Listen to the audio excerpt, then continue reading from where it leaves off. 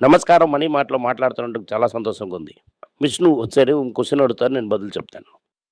Sir ఇప్పుడు mutual fund చెప్పిన వారు చూసామంటే డీఏసీ కంప్లీట్‌లీ ఏ స్టాక్ కొనాలి ఏంటన్నది పంప్ అండ్ డంప్ స్ట్రాటజీ ముందు ఎఫ్ఏ చేస్తుండారు. ఇప్పుడు డీఏఎస్ఏ చేస్తున్నారు. నేను అదే చెప్తున్నాను మీకు. రంజాన్ సీజన్ నిన్నో ఇవాళ అయిపోయింది ఇండియాలోని. మేక రెడీ చేస్తారు. ఒక కొంగ యాడ్‌ని ఇంటర్వ్యూ చేస్తున్నట్టుగా ఇన్‌స్టాలో వస్తుంది. హిందీలో వస్తున్నది. అయినా రంజాన్ అయిపోయింది. నెక్స్ట్ రంజాన్‌కి రెడీ అవుతున్నారు రిటైల్ ఇన్వెస్టర్స్. డొమెస్టిక్ ఇన్వెస్టర్ ఆడుతుంది మంగాత. ఒక్కళ్ళు కూడా బ్యాలెన్స్ షీట్ కరెక్ట్‌గా చదవడం లేదు. ఒక ఎకనామిక్ ఇండక్టర్ కూడా లేదు. ఎవరికి ఎక్కువ మందికి అండర్ ద టేబుల్ ఎక్కడికి వెళ్తుంది ఎక్కువ, ఏంటవుతుందో కూడా తెలీదు. జొమాటో లాంటి తప్పైన కంపెనీకి, ఓలా అనే కంపెనీకి, ఓలా సోలా, పేటీఎం డబ్బులు ఇలాంటివన్నీ ఆ డబ్బులు అక్కడ వేయడం అన్నదన్నది స్విగ్గీ, ఎటర్నల్ జొమాటో అని చెప్పాను కదా! ఇదంతా డబ్బులు వేయడం అన్నది ఈ మ్యూచువల్ ఫండ్సే. ఓకే. ఎటర్నల్ దీపేంద్ర గోయల్ అలాగే జంప్ వేసుకొని వెళ్ళిపోయారు. భావేష్ అగర్వాల్ దొరికిపోయారు. ఇప్పుడేమో రితీష్ అగర్వాల్ ఏమో మీ తల మీద కట్టాలని చూస్తున్నారు. ఇలాంటి దాంట్లో ఉన్నప్పుడు డొమెస్టిక్ ఇన్స్టిట్యూషన్ కాపాడుతున్నారు అనుకోకండి. ఒకడేం చెప్పారంటే retail investors the shock absorb of the nation అని చెప్పారు. ఈ షాక్ అబ్జర్వ్ తలక కథ ఏంటి ఇప్పుడు? రెడ్‌లోనే ఉంది సార్. 21,600 వరకు వచ్చేసిందనుకో. 21,600 4 year average. Moving average. 100 moving average కన్నా తక్కువుంది. 4 ఇయర్ మూవింగ్ యావరేజ్ అంటే ఓకే. 4 సంవత్సరాల్లో ఏ మ్యూచువల్ ఫండ్ డబ్బులు చేయలేదని అర్థం. 4 సంవత్సరాల ముందు రూపాయి 70లో ఉంటది. ఇవాళ 94. 35% అవుట్. రైటా? 70 ఇంటూ 30 21 92. దాంతో పాటు ఇంకో రూ. 2 మొత్తం పనిచేస్తుంది 32% అవుట్. ట్రెడ్‌మిల్ అక్కడే 31% అవుట్ అయింది. 3 సంవత్సరాలు మీరు కరెక్ట్‌గా చేసిండ్రంటే రీచ్ 4, 5% టర్న్ అయ్యి 50%కి టర్న్ వచ్చినా కూడా మీరు 4 సంవత్సరాల ముందో ఇక్కడ ఇంకా లెవెల్‌లో ఉండి కొంచెం రిటర్న్ చేసినట్టుగా ఉంటుంది. Okay sir. ఇప్పుడు మీరు చెప్పిన దాని నుంచి నాకు ఒకే ఒక క్వెషన్. 4 సంవత్సరాల ముందు మ్యూచువల్ ఫండ్ ఏసినోళ్ళందరూ 4 సంవత్సరాల ముందు ఏది స్టార్ట్ చేసినా అక్కడే లెవెల్‌కెళ్ళిపోయాం. అంటే మీన్స్ కరోనా ఓకే. దగ్గరికెళ్ళారు. అక్కడికెళ్తున్నారు. కన్ఫర్మ్ 3 సంవత్సరాలు వెళ్ళిపోయారు. 3 సంవత్సరాలు ఎళ్ళిపోయారు. ఒకవేళ ఒకే లెవెల్‌లో మీ ఇప్పుడు డాలర్‌లో ఎర్న్ చేసిన స్టాక్‌లో ఏసింటివంటే అట్‌లీస్ట్ 30% లాభం ప్రాఫిట్ ఉంటది. ఇంకా డాలరా ఉంచుకోండి. ఓకే.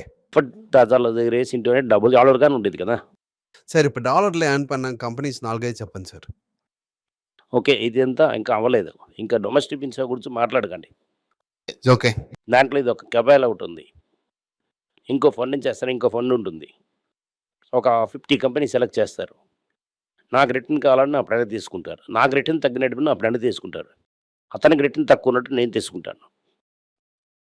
అది కవర్ చేశారని మీడియాలో నాకు తెలీదు. ఒకళ్ళకి తప్ప ఒకళ్ళకొకళ్ళు పాసింగ్ ద పార్సల్‌లా చేసుకుంటారు. ఇదంతా ముందేమో బ్యాంక్‌లో చేస్తారు. గ్రీనింగ్ ద బ్యాలెన్స్ షీట్ అని చెప్తారు. ఆ బ్యాంక్‌లోనే. అలాగంటే ఏంటంటే మీకు ఎన్‌పీఏ అయిపోయిందనుకో. అది నాకు తోసేయడం. నేనొస్తాను. నాకెప్పుడే వచ్చేది కదా ఎన్‌పీఏ. నువ్వేమో ఎన్‌పీఏ నుంచి తగ్గుతావు. నా తనకి ఎన్‌పీఏ అని ఒకటి తీసుకుంటావు. అర్థమైందా? ఇలాగ 5 పీపుల్ పార్సల్ ఆడుతూనే ఉంటారు. దీనికంటారు గ్లీనింగ్ ద బ్యాలెన్స్ షీట్ అంటారు. బ్యాలెన్స్ షీట్‌ని పచ్చగా చేయమని అర్థం. నీకు తెలుసు మీరు తీసుకుంది ఎన్‌పీఏ అని. ఆ ఎన్‌పీఏ చేసుకోవడానికి ఈ ఎన్‌పీఏ ఇస్తున్నాం. ఒక 1 ఇయర్‌కి మీకు రిలీఫ్. ఇంకో నెక్స్ట్ 1 ఇయర్‌కి మీకు రిలీఫ్. ఇక 1 ఇయర్ టైమ్ డ్యూరేషన్ అవుతుంది మీకు గేమే. గేమే అది. పబ్లిక్ సెక్టర్ బ్యాంక్‌లో 2 సంవత్సరాల్లో చైర్మన్ రిటైర్న్ అయితారు. నా ప్రోసెస్‌లో క్లియర్ అయిపోయింది. నెక్స్ట్ చైర్మన్ వస్తారుగా. అంతా అన్నిటికి ఎన్‌పీఏ చేసేసి క్లీన్ చేసేస్తారు. మళ్ళీ గేమ్ చేస్తారు ఇలాగా. Okay sir. మ్యూచువల్ ఫండ్‌లో నా సందేహం ఏంటంటే అదేలాగా గేమ్ జరుగుతున్నది. నాకు లాస్ అవుతుంది. ఓకే విష్ణు. ఈ స్టాక్ అంతా నాకు లాస్ ఉందిరా. నువ్వు తీసుకోరా. నా తరకు లాస్ లిమిట్ అయిపోతుంది. గ్యాప్ అయిపోతుంది. నువ్వు చెప్పు లే. నేను ఇది కొన్నాను కదా! ఇది నాకు నువ్వు ఇది కొనుక్కో. ఓకే. ఇది మన 2 ఇద్దరమే కాదు. ఒక 500 మందికి ఎక్స్‌పాండ్ చెయ్యు. ఏంటయింది? సో, ప్రైస్ గ్యాప్ ఈరోజు డిసైడ్ చేస్తున్నారు సార్. ఈ ప్రపంచం అంతా మార్కెట్ అంత పడినా కూడా స్టేట్ బౌన్సే ఇక్కడికొచ్చింది అదే రీజన్. 500 పాయింట్లు మళ్ళీ 300 నుండి 750 పాయింట్ల దగ్గర పడింది. 100 పాయింట్లు పెంచావు. లాస్ట్ చూసామంటే 20 పాయింట్లే. అడ్జస్ట్‌మెంట్‌తో 100. ఇది కంట్లో గ్రీన్‌కి చూపిస్తారు. అవును. ఓకే. ట్రంప్ నాకు 4 రేపులో నేను వాడు తగ్గించలేదనుకో. ఇవాళ శనివారం మాట్లాడుతున్నాం. ఇక్కడి వరకు వారం ఆపలే. ఓకే. మందే మార్నింగ్ గాని వారం ఆగలేదని ఇక 300 పాయింట్లు పడి పాసింగ్ ద పార్సల్ చేస్తామని. Okay sir. Passing the parcel అనేది కొత్తగా ఎట్లేదు. 80స్, 70స్, 80స్‌లో కూడా ఉంది సార్. విజయ్ కేడియా ఈ విజయ్ కేడియా అండ్ ఏవెన్ గ్రూప్ అలా. ఓకే. అదంతా లిమిటెడ్ మాల్చలకి డబ్బులతో చేశారు. ఓకే. ఇదంతా ధోని అండ్ టెండూల్కర్ కలెక్ట్ చేసిన డబ్బులు కదా! సహీ హై. అదది shock absorber. Okay sir. Shock అబ్జార్‌కి ఏం తెలీదంటే చదివిన సాక్ అబ్జార్‌కే నేనే చెప్తున్నాను. ఓకే. ఒక 1.30 లాక్స్ ఉండేది ఇప్పుడు 1 అయిపోయింది. ఓకే. అసల కొడుకు అమెరికాలో ఉన్నాడురా. ఓకే. 30% వెళ్ళిపోయిందిరా. కన్నా నీ దగ్గర ఏటి లేదురా. నీ దగ్గర 60 ఉందని చూపిస్తున్నారు. నెక్స్ట్ అవుతుంది తన స్పందన స్ఫూర్తి సార్. వాళ్ళ తాలూకా టోటల్ షేర్స్ అరౌండ్ 8 క్రోర్స్ ఉన్నాయి sir. Okay. MRF shares 43 lakhs sir. MRF అవుతది వేరే. Overall shares sir. ఎంఆర్ఎల్‌పై అవుతుంది వేరే బిజినెస్. లిక్విడిటీ గురించి మాట్లాడుతున్నాం. లిక్విడిటీ వదిలేయి. Error is error. Free flight కూడా వదిలేయి. ఎంఆర్ఎఫ్ అవుతుంది ఒక ఫ్యామిలీ ఓన్డ్ కంపెనీ. స్పందన స్ఫూర్తి ఒక పీఈ మేనేజర్ కంపెనీ. ఒకటి వస్తుంది కుటుంబం బిజినెస్. ఒకటి అవుతుంది అమ్మడానికి స్టార్ట్ చేసిన బిజినెస్. వస్తువులు బాగున్నాయని అమ్మేసి వెళ్ళిపోయారు. ఇది ఫ్యామిలీ బిజినెస్. ఇది లైఫ్ లాంగ్ ఉంటారు. యాపిల్‌ని యాపిల్‌తో కంపేర్ చేయాలి. ఆరెంజ్ యాపిల్‌ని కంపేర్ చేయకూడదు. ఒక బిజినెస్ దాని ఓన్ ఫర్ సేల్ అన్నాడు. ఓకే. అమ్ముతున్న బిజినెస్ గురించి మనం మాట్లాడకూడదు.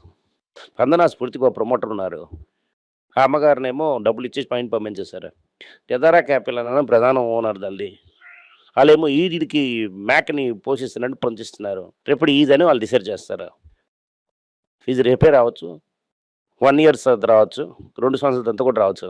ఆళ్ళు కలిపి మేక్ అంతా ఇచ్చి, తిండి అంతా ఇచ్చి, న్యూట్రిషన్ ఇచ్చి, డోసాలకేమో దాని చాలకేమో హెచ్‌కేఎఫ్‌సి నుంచి మందులు తీసుకొనొచ్చి, డాక్టర్ పిలిచి ఇంజెక్షన్ అంతా ఇచ్చి, మటన్ కర్రీ కాగా పెస్తున్నారు. ఎప్పుడు కర్రీ చేస్తానో అంతనే డిసైడ్ చేస్తారు.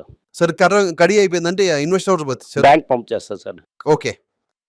ఓకే. భారత్ ఇంక్లూజివ్ అనే కంపెనీ హిందూస్థాన్ బ్యాంక్ అమ్మేశారు. ఏదో ఒక బ్యాంక్ మైక్రో ఫైనాన్స్ పోర్ట్‌ఫోలియోకి డెస్పరేట్‌గా ఉంటుంది. క్యాపిటల్ ఫస్ట్ అలాగే ఐడిఎఫ్‌సికి. అలాగే. ఈ క్యాపిటల్ ఫస్ట్ నుంచి వైద్యనాథన్ వచ్చారు. ఏదో బ్యాంక్ ఏమో మటన్ అమ్ముతారు. అది కన్సిడర్ చేయాలి. ఇదేమో ఒక మ్యాక్ ఏమో ఈజీకి రెడీ చేస్తున్న మ్యాక్ ఇది. స్పందన స్ఫూర్తి. అదవుతుంది 10 జనరేషన్ ఉన్న ఫ్యామిలీ బిజినెస్. ఇది ఫ్లోట్‌కి దేనికి అదే కంపారిజన్ అవ్వదు.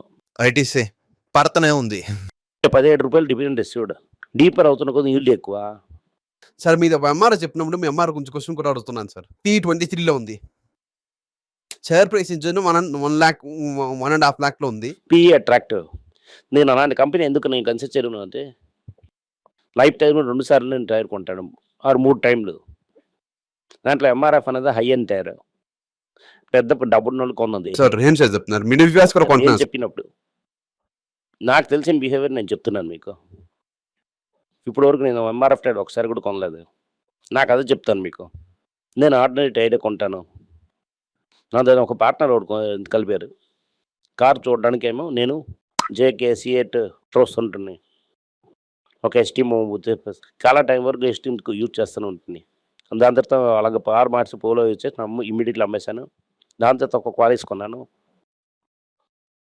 ఓకే. కోలే నుంచి పాలిష్ ఉన్నప్పుడే నేను ప్రాక్టీస్ మేనేజ్ చేయడం స్టార్ట్ చేశారు.